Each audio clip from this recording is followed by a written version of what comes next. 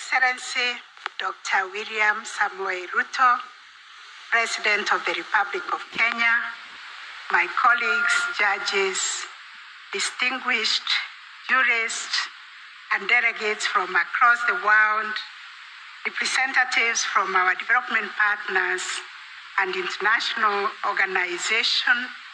May I also recognize the Chief Registrar of the Judiciary and all the members of the Judiciary who worked very, very tirelessly, led by the Honorable Justice Martha, the President of the Association. Ladies and gentlemen, a very good morning. On behalf of the Judiciary of Kenya, I warmly welcome all our distinguished delegates to Nairobi. I join Justice Martha to thank Your Excellency for honoring our invitation to join us this morning despite your very busy schedule as the head of state. In fact, last night I watched the news and saw you in Marsabit, and I was holding my heart with my hands, wondering how you will travel over 700 kilometers to be here this morning.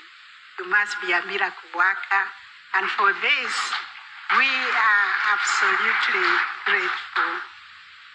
Let me also say the Judiciary of Kenya is honored to co-host this distinguished gathering of judges, jurists from across the globe.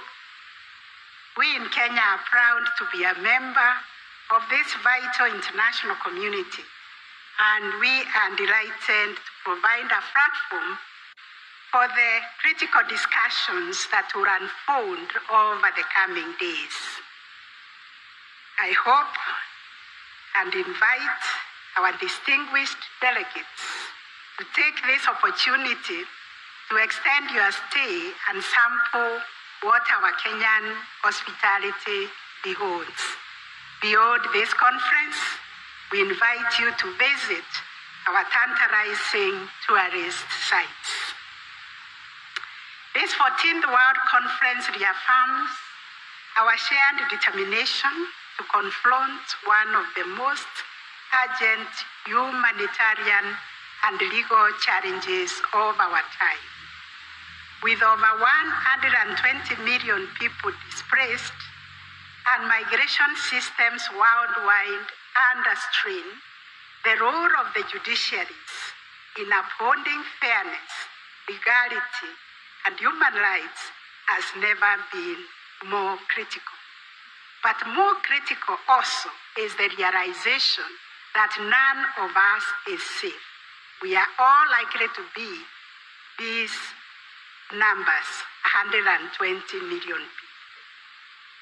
The theme of this 14th IARMJ World Conference, protecting the integrity of the refugee and migration systems, underscores a central truth: the safety and dignity of millions who rely on refugee and migration systems, and hope that they will be fair, credible, transparent, and humane. And that is why we are convening here in Nairobi to revisit those challenges that are faced by people seeking refugee protection. The integrity of the refugee and migration systems is also the bedrock upon which the safety, dignity, and rights of millions of people depend. It is about ensuring that our laws and policies are fair, just, and applied consistently. It is also about creating pathways for safe and regular migration while combating the scourges of trafficking and smuggling in persons. It is about upholding the fundamental principle of non-refoulement and ensuring every individual has access to a fair and efficient asylum procedure. Your Excellency, dear colleagues, the theme speaks to a core concern that our asylum and immigration processes must be fair and well managed. And for us, integrity means systems that function as intended to protect those genuinely in need and are not undermined by abuse or politicization.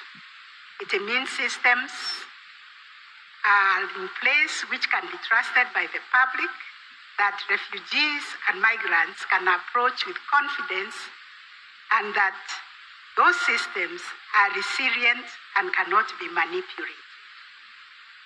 Fair procedures are the foundation of such integrity.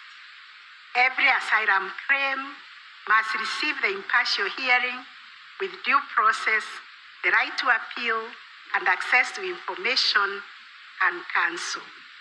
When people are treated with dignity at our borders and interviews, either at the border or in the courtrooms, are done properly, this engenders confidence in the system, which is strengthened even when the outcomes are not favorable. Beyond fairness, we must uphold credible and robust systems which require up-to-date laws being aligned with international standards, well-trained personnel, adequate resources, and consistent decision-making. This morning, we were taken through the challenges the 1951 refugee law has encountered and continues to encounter. Therefore, weak systems that are full of loopholes and backlog of cases, or that are inconsistent, give outcomes that make the public lose trust. So we have an obligation as judges to work towards closing those legal gaps, holding the independence of adjudicators, and ensuring objective decision-making, which is essential in preserving credibility. To protect integrity, we also must address questions of the evidence and the credibility of that evidence. Integrity likewise requires transparency and accountability. And this is so given transparency and accountability reinforces public trust. Governments must correct and share accurate data, must also welcome oversight and communicate clearly about challenges such as camp congestion, pressure on the host communities, or delays in processing. Clear fact-based communication is the strongest defense against what we have called misinformation and xenophobia.